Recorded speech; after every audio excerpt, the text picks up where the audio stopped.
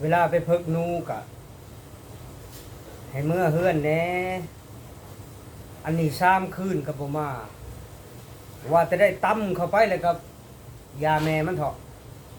ไปหมด3มื้อผู้อยู่เฮือนนี่จักเป็นจังไดจักกินอิหยังอยู่จังไดเขาจนสิแจกข้าวน้ำลังมึงเลยหำเอ้ย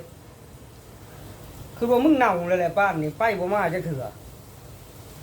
ของกินที่จงไว้ในตู้ก็จนว่ามันบูดแหละจงไว้ให้โตไปอีช้าหมด3-4มื้อก็บ่มาตายแล้วลูกกับเมียสิกินอิหยังอยู่จังไดบ้านนี่เช้าเห็นนั่นน่ะบ่เอาเด้อคันโตเป็นแบบฉันโตบ่ต้องกินเด้อกินแล้วไปบ่จักทีจักแก่นี่เช้าโลกบ่ไป3คืนก็บ่มานี่เช้าได้บัดโง่มาหาเฮือนไปสิหาเรื่องว่าลูกเมียเนี่ยเปลี่ยนจังซั่นจังซี่บ่แม่นมันเป็นน้ำโตไปบ่อยากมาเฮือนแค่ได้กินเข้าไปได้หลายไปบ่ได้จักทีจักแดนเจ็บเส้นน้ำมึงแห้งอะดิ